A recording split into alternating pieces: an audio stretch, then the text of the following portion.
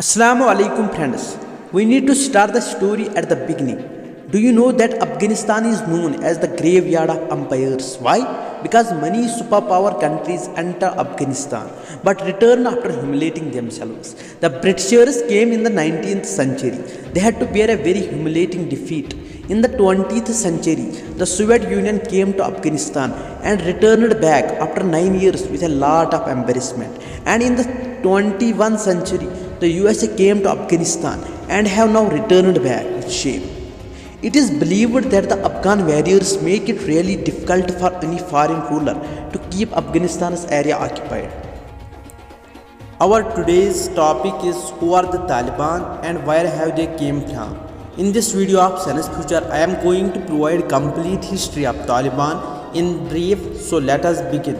The word Taliban is derived from Pashtun language which means student.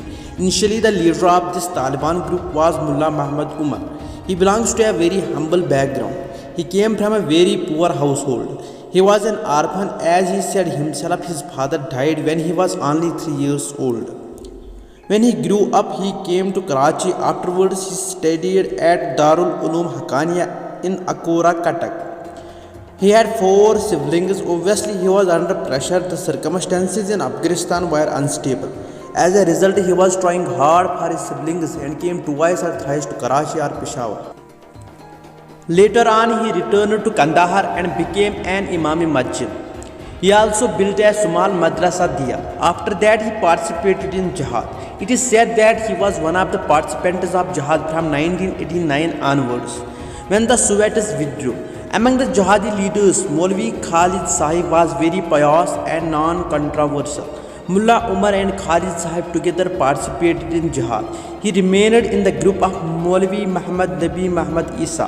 It was one of the factions of Hizb Islami. It is said that when Soviet withdrawal occurred and Soviet forces left, Mullah Umar did not take part in jihad against the government of Dr. Najib. Afterwards, he settled in a normal life, lived in Kandahar and continued to run his madrasa. Those who have met him say that he was a very shy person and have a very strong build. They say he was 6 feet tall. He was a simple man. There was no showmanship in him. He was a simple man who spoke less and listened more. He had a strict temperament because he lived a very tough life during jihad. However, he was also a very straightforward man. When he became Amirul Mumineen, he was residing in Kandahar, from where he went to visit Kabul twice. He had meetings with international leaders, Ambassador of Pakistan like Abrar Sahib, also then Consul General in Kandahar, has written in his book that Mullah Muhammad Umar was a simple man with strong nerves. His faith in Islam was very strict. When he was Amirul Mumineen and when the USA arrived in Afghanistan in October 2001, he was in Kandahar and left on a motorcycle with his companions. Since he had no picture due to him being very staunch, no one could recognize him. Some say he went to Zabul for a year. He lived in a very ordinary place. Later on, it was reported that during this time he also visited Karachi and Kyoto. Gradually in 2002, he began to live in seclusion. In 2003 and 2004, he started organizing the movement again. From 2004 to 2007, there was no much strength in his movement, but gradually it gained momentum. So he is considered the founder of Taliban. He formed this group with 50 students. They were more extremely followers of Islam. Taliban also believed in the ideology of Pashtun nationalism. Initially, Pakistan and Saudi Arabia supported the Taliban, and it is said that America created Taliban by supplying weapons to the Mujahideen in order to ruin the efforts of bringing democracy into Afghanistan. And an environment was created that enabled the birth of the Taliban. By September 1996, the Taliban had successfully captured Kabul and established the Islamic Emirat of Afghanistan. It is said common people were supportive of the Taliban because they could finally expect some stability in the country. The fight going on for so many years was at an end, and Taliban indeed makes some areas of Afghanistan peaceful. Taliban banned number of items in Afghanistan like cinema, TV, music, VCR, chess, kite flying, photography, clean shave, foreigners, UN offices, NGOs, it was compulsory to keep a beard for men and women had to keep their bodies covered in burqas. A very important part of Afghanistan's cultural history were statues of Buddha. Those were destroyed by the Taliban. In the late 1990s, some forces tried to fight the Taliban. These are known as the Northern Alliance. Ahmad Shah Massoud was their head. But in 2001, the Northern Alliance loses this fight and Ahmad Shah Massoud gets killed as well. Only 2 days after it happened, another group, Al-Qaeda, conducted the 9/11 attacks in the USA, an attack that changed the entire world. The leader of Al-Qaeda at the time was a Saudi Osama bin Laden. Taliban helps to shelter Osama bin Laden, giving him safe harbor in their country. Osama bin Laden writes a letter to America in which he writes that the 9/11 attack were a revenge for what America was doing in countries like Somalia, Libya, Afghanistan. He gives a justification by saying that America was committing war crimes against Muslims in those countries.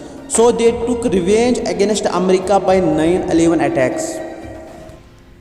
It makes America want to take revenge for the 9/11 attacks. So America sends its forces to Afghanistan. America then conducts air strikes on Afghanistan at places where they think these groups are hiding. But obviously if air strikes are conducted, then some civilians would also get killed. It would not happen that when bombs would be dropped and only these groups would die. So civilians are also killed in it. But with the support of the Northern Alliance, by December 2001, Taliban is totally pushed back by the USA.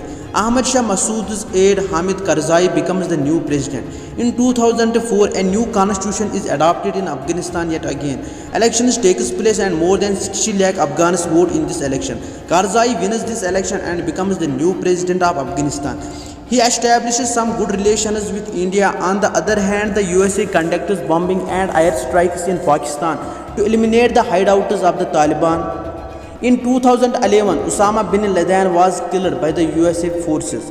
In 2015, it is found that Mullah Umar, the first and original leader of Taliban, has died in 2013 due to an illness. During all this, the USA has dispatched its army to Afghanistan to maintain peace and to keep Taliban in check. Additionally, as a support to the new democratic government in Afghanistan, but even after years, Taliban is still not wiped out. But the group keeps popping up at different places. In February 2020, while Trump was the president of the USA, shockingly, he starts peace talk with the Taliban, meaning that the USA government starts a dialogue with the Taliban. They say that if Taliban cuts off its relations with other groups like Al-Qaeda, then America will withdraw its forces and America will leave Afghanistan. Because the American forces in Afghanistan required a lot of funding, more than $2 trillion were spent for them, and Americans were against it too. The Americans questioned why they were fighting a war that was not theirs. They were in a country for 20 years where their people, their soldiers were getting killed and they were not even getting anything from it. In 2021, Taliban is the most powerful it had ever been. More than 85,000 fighters are fighting for Taliban. Now when Joe Biden is the president of America, he continues with Donald Trump's policy and decides to withdraw the American troops from Afghanistan. America says that it is not their concern, they would get their troops out of the place. Many people have questioned if the purpose of America for staying there was revenge. Then even after Osama bin Laden was killed in 2011, why did America let its troops be in Afghanistan? Then why did not they withdraw their army? On the other hand, if Americans' purpose of staying in Afghanistan was to make Afghanistan a democratic country and to end Taliban, then that purpose has not been accomplished even a bit. America has completely failed in this aspect because Taliban is in power again and is at its peak right now. Now Afghanistan in present is under the control of Taliban completely and Afghanistan government is overthrown. What do you think about this video? Comment below to let me know. In last, learn to accept each other and promote tolerance and unity. I hope you found this video informative. Let us meet in next video. Till then, Allah Hafiz.